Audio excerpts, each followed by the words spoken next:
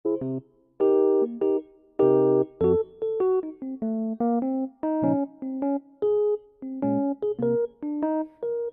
Video में हम देखेंगे क्लास 10th इकोनॉमिक्स का लास्ट चैप्टर का नाम है globalisation and the Indian economy.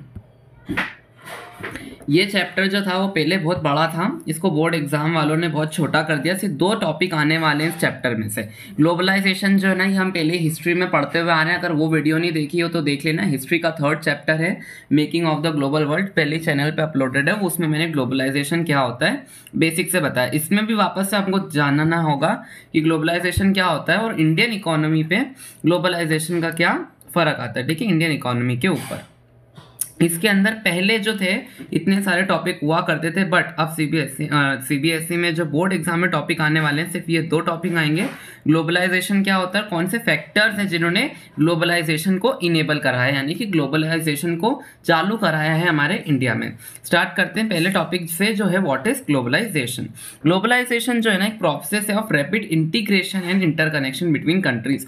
Define देख के अगर समझ ना आ रहा हो तो सिंपल भाषा में, अगर अपनी जो हमारी कंट्री इंडिया है वो अपने आप को दूसरी कंट्री से कनेक्ट कर रही है गुड्स का ट्रांसपोर्टेशन करके, लोगों का ट्रांसपोर्टेशन करके, मटेरियल का ट्रांसपोर्टेशन करके, तो इसके कारण वो कनेक्शन बिठा रही है दूसरे कंट्रीज के साथ। ये कहलाता है हमारा ग्लोबलाइजेशन।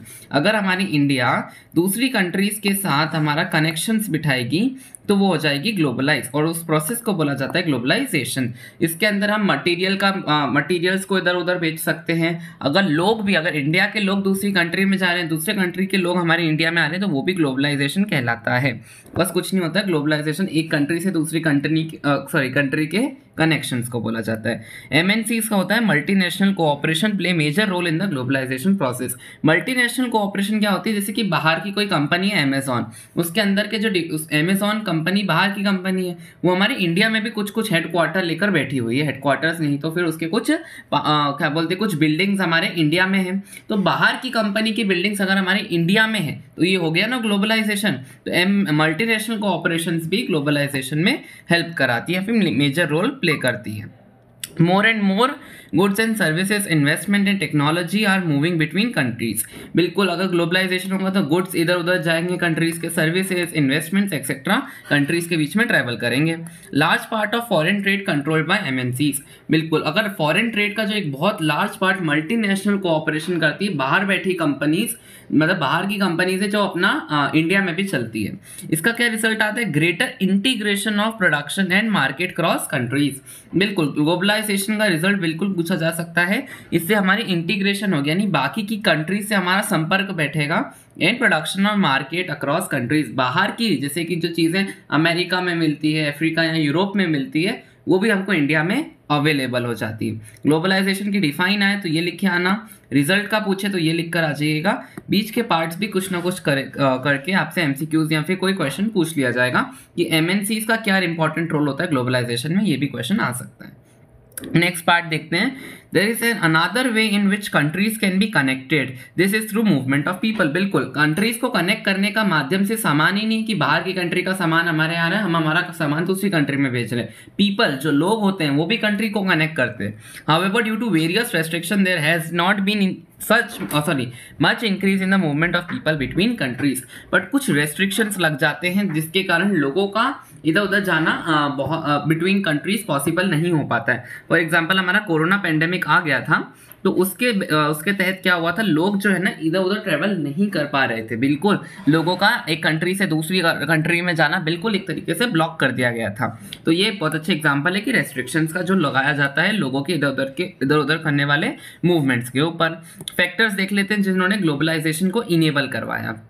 पहला फैक्टर है हमारा टेक्नोलॉजी, दूसरा फैक्टर है हमारा liberalisation of foreign trade and foreign investment policy. बिल्कुल, एक इजी भाषा में बता देता हूँ। टेक्नोलॉजी मतलब जैसे ही टेक्नोलॉजी आई, ट्रांसपोर्ट फैसिलिटीज अच्छी हो गई। ट्रांसपोर्ट फैसिलिटीज के कारण गुड्स एंड सर्विसेज का ट्रांसपोर्ट बहुत अच्छी तरीके से होने लग गया कंट्रीज के अक्रॉस, जिसने ग्लोबलाइजेशन में हेल्प करी। Liberalisation of foreign trade and foreign investment policies, इसका मतलब है कि कोई भी रेस्ट्रिक्शंस जो भी इधर उधर आते थे, जैसे कि बाहर से मुझे कोई सामान अपनी कंट्री में बुलाना है, तो उसके बीच जो भी रेस्ट्रिक्शंस आते थे, अगर मैं उन सभी को हटा दूं, उन रेस्ट्रिक्शंस को हटाने के कारण क्या होगा, मेरी जो कंट्री होगी उन रेस्ट्रिक्शंस को हटाने के बाद वो ग्लोबलाइजेशन उस कंट्री में आसानी से हो पाएगा। जैसे कि कोई कंट्री ए है और कोई कंट्री बी है, इस कंट्री ए को हमारी बी में सामान भेजना और उसमें ढेर सारे रेस्ट्रिक्शन लगा रखे हैं, ट्रेड बैरियर्स लगा रखे हैं, टैक्स पॉलिसीज लगा रखी है, तो वो अपने गुड कंट्री बी में नहीं भेज पाएगा। रेदर अगर कोई कंट्री सी और डी है, यहाँ पे फ्री फ्लो ऑफ ट्रेड चलता है बिना कोई रेस्ट्रिक्शन के, तो यहाँ ग्लोबलाइजेशन आसानी से इनेबल हो जाएगा rather than example of country A and B. ठीक है, आगे देखते हैं, टेक्नोलॉजी को अच्छे से समझ लेते हैं। Rapid improvement in technology has been one major factor that has stimulated the globalisation process. बिल्कुल, रैपिड इम्प्रूवमेंट जो टेक्नोलॉजी में हो रहा है ना, एक ऐसा मेजर फैक्टर है जिसने ग्लोबलाइजेशन प्रोसेस को स्टिम्युलेट करा, यानी कि इंक्रीज करा, या फिर हाँ बिल्कुल। Example: the past 50 years have seen several improvements in transportation technology. Last 50 सालों से हम transportation technology में बहुत improvement देख रहे हैं.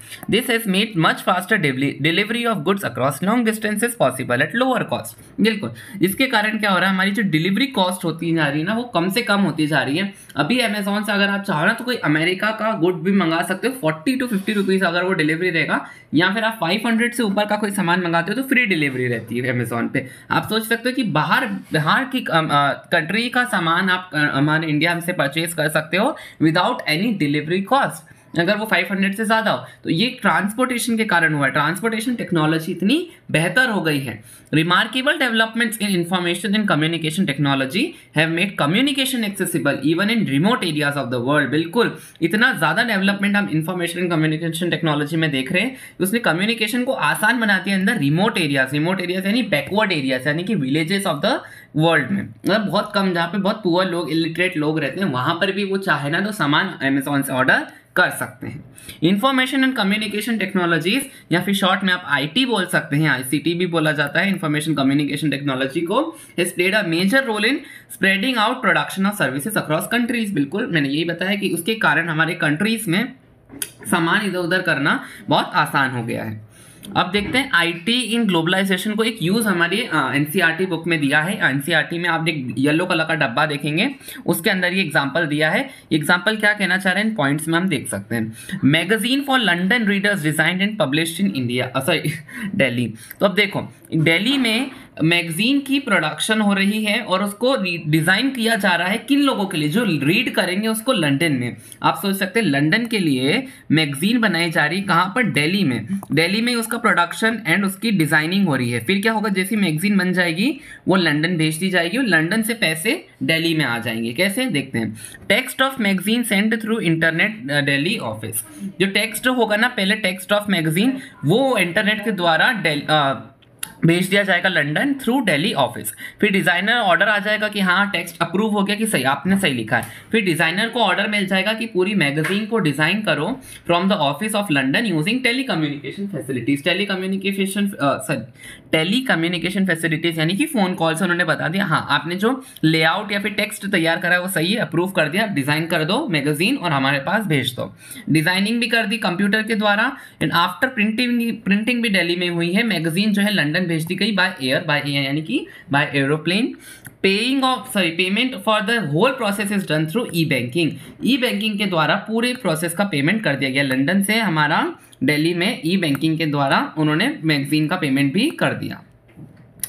अब आते हैं liberalisation of foreign trade and foreign investment policy. बहुत अच्छा है, बहुत इजी है कि कोई कंट्री ए और कंट्री बी के बीच में, मैंने एग्जांपल पहले दिया, अगर ट्रेड बैरियर्स लगा देंगे, टैक्स बैरियर्स लगा देंगे बहुत सारे, तो हमारी ग्लोबलाइजेशन इजीली नहीं हो पाएगी। बट अगर free flow of trade without any restrictions होगा तो बहुत अच्छी तरीके से हम हमारा ग्लोबलाइजेशन कर पाएंगे। ट्रेड बैरियर क्या होता है, जो मैं जैसे टैक्स बैरियर, ट्रेड बैरियर और क्या बोलते हैं, सब जो वर्ड्स यूज कर रहा हूँ। ट्रेड बैरियर का मतलब होता है government induced restrictions on international trade, यानी कि जो भी गवर्नमेंट बैरियर्स लगाती है in the process of trade उसको बोला जाता है ट्रेड बैरियर।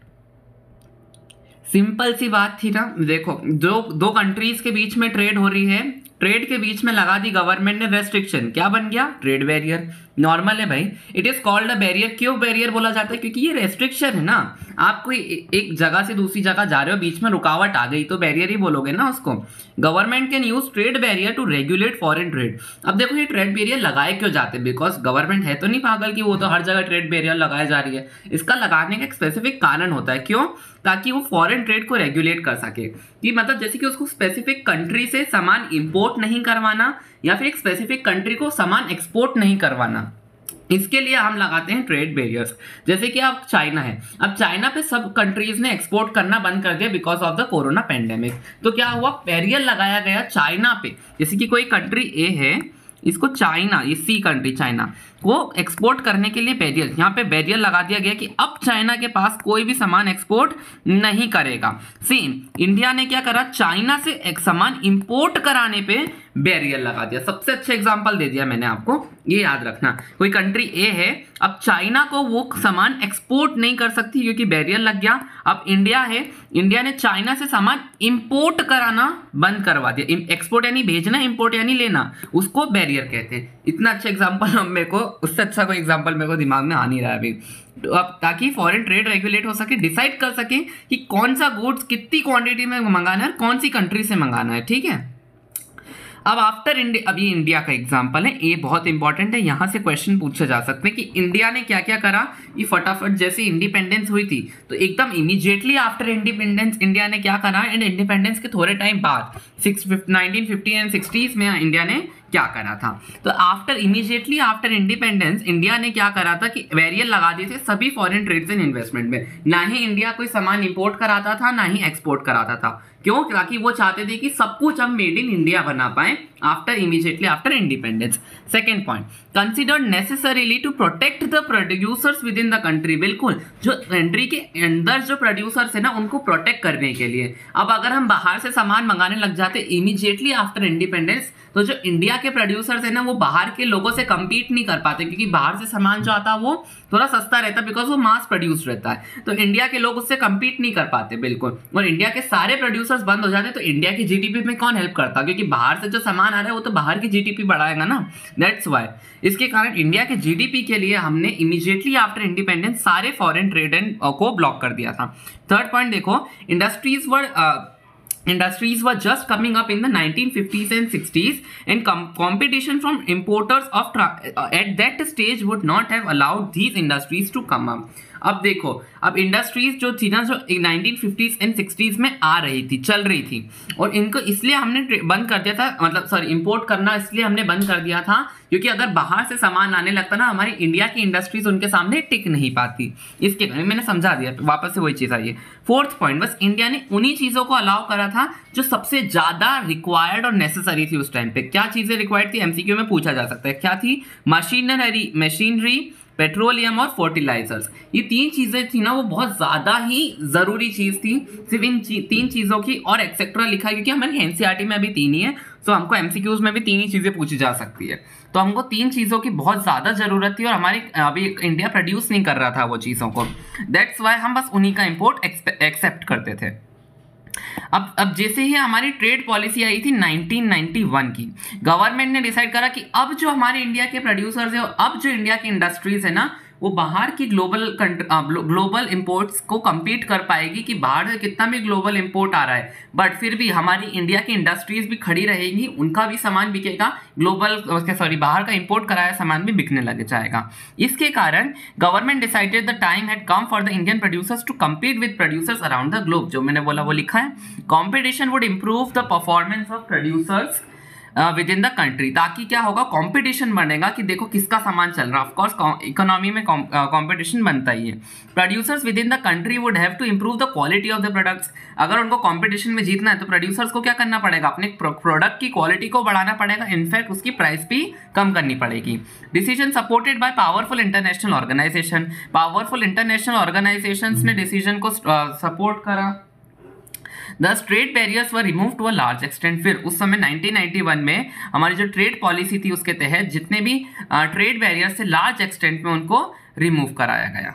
आगे देखते हैं लिबरलाइजेशन। लिबरलाइजेशन का मतलब होता है फ्री करना। जितने भी ट्रेड बैरियर्स और रेस्ट्रिक्शंस थे ना उनको गवर्नमेंट ने रिमूव कर दिया। तो रिमूव करने की इस पॉलिसी इस प्रोसेस को कहलाएगा liberalisation. Trade businesses are allowed to make decisions freely about what they wish to import और एक्सपोर्ट। तो अब क्या कर सकते हैं, ट्रेड जितने भी ट्रेडर्स है बिजनेसमैन है वो बिल्कुल फुल्ली एकदम फ्री हैं कि उनको जो भी इंपोर्ट कराना है बाहर से, अगर कुछ भी सामान उनको बाहर एक्सपोर्ट करना है तो वो टोटली ऑफ फ्री है, मतलब सॉरी फ्रीडम है उनके पास, कि कुछ भी वो फ्री नहीं फ्रीडम है उनके पास कि कहीं कहीं का भी वो सामान इंपोर्ट करा सकते हैं इंडिया में, और कहीं पर भी इंडिया से बाहर वो सामान एक्सपोर्ट कर सकते हैं एक्सेप्ट चाइना, क्योंकि अब तो सारी कंट्रीज ने लगभग वहाँ एक्सपोर्ट करना बंद कर दिया after the corona pandemic. Then when the government imposed less restrictions than before, it is said to be more liberal। अगर गवर्नमेंट ने लेस रेस्ट्रिक्शंस लगाए तो ज़्यादा फ्रीडम है। ऑफ कोर्स अगर लेस रेस्ट्रिक्शंस होंगे तो मोर फ्रीडम, लिबरल यानी फ्रीडम। इसी के साथ एक क्वेश्चन आया था CBSE 2013 और 12 में कि IT ने किस तरह से देखो ग्लोबलाइजेशन में हेल्प करी। 5 नंबर का क्वेश्चन आया था, सीधे 5 पॉइंट लिख के आना। इससे क्या होगा, फास्टर डिलीवरी होगी गुड्स की, मैंने जो बोला।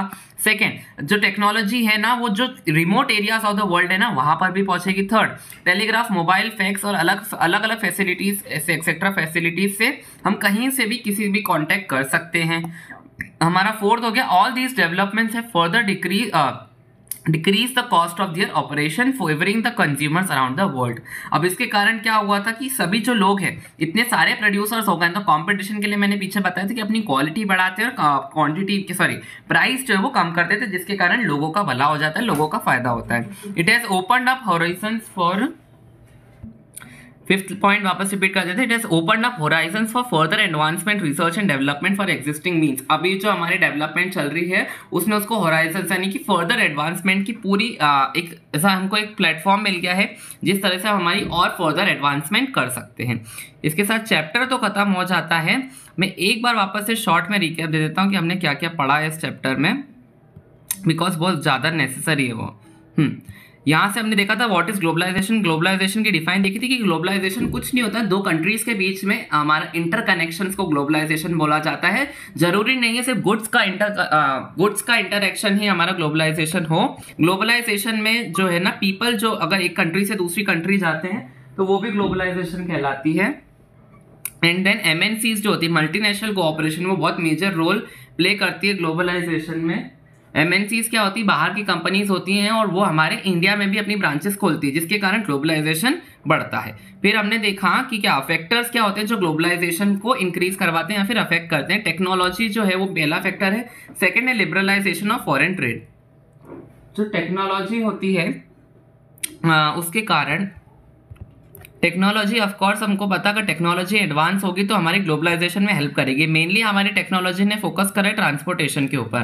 ट्रांसपोर्टेशन पे फोकस करने के लिए उन्होंने इसलिए बोला अगर ट्रांसपोर्टेशन इंक्रीज अच्छा अगर मतलब ट्रांसपोर्टेशन में इंप्रूवमेंट आएगा तो ग्लोबलाइजेशन अच्छी तरीके से हो पाएगी। फिर हमने आगे देखा यही बात थी। उसके बाद हमने देख लिया था एक IT ग्लोबलाइजेशन का एक एग्जांपल दिया हमारे NCERT बुक में कि किस तरह दिल्ली में रहने वाले लोग लंदन रीडर्स के लिए मैगजीन डिज़ाइन करते हैं।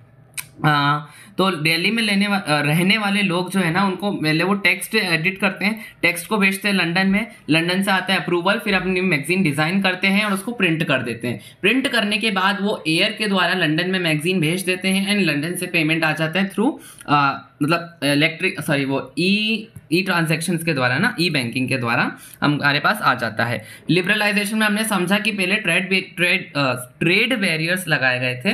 ट्रेड बैरियर्स वो होते हैं कोई भी अगर हमारी ग्लोबलाइजेशन हो रही है उसके बीच में जो भी बैरियर्स आते हैं वो ट्रेड बैरियर्स कहलाते हैं। ट्रेड बैरियर्स इसलिए लगाए जाते हैं कि अगर गवर्नमेंट को किसी कंट्रीज से इंपोर्ट या एक्सपोर्ट को रेगुलेट करना है, इसके कारण ट्रेड बैरियर्स लगाए जाते हैं। हमने देख लिया कि इंडिपेंडेंस के इमीडिएटली आफ्टर इंडिपेंडेंस हमने हर जगह ट्रेड बैरियर्स लगा दिए थे, क्योंकि हम नहीं चाहते थे कि हमारी इंडिया की जो कंपनीज और प्रोड्यूसर्स हैं और इंडस्ट्रीज हैं वो फॉल कर जाए बाकी बाहर की कंपनीज को आने के कारण। फिर 1991 में हम बिल्कुल अच्छे से डेवलप कर गए और ट्रेड पॉलिसी के तहत हमने सारे बैरियर्स को हटा दिया गया। एंड फाइनली हमारा इंडिया ग्लोबलाइजेशन के वर्ल्ड में उतर के आया, इंपोर्ट एंड एक्सपोर्ट फ्रीली चलने लग गया। लिबरलाइजेशन का मतलब होता है रेस्ट्रिक्शंस का हटाना। एक क्वेश्चन मैंने बता दिया। इसी के साथ ये चैप्टर खत्म होता है। 20 मिनट की वीडियो बनी, बहुत छोटा चैप्टर है, सिर्फ 2 टॉपिक्स कवर करने थे, ग्लोबलाइजेशन और factor affecting globalisation. Factor affecting globalisation के अंदर आपको सिर्फ एक और 2 टॉपिक्स पढ़ने पड़ेंगे, technology and liberalisation of the tax barriers. इसी के साथ ये चैप्टर खत्म होता है। अगर कोई चीज़ समझ नहीं आई होगी तो कमेंट में डाल देना, I will clear your doubt. Thank you so much for watching. Bye.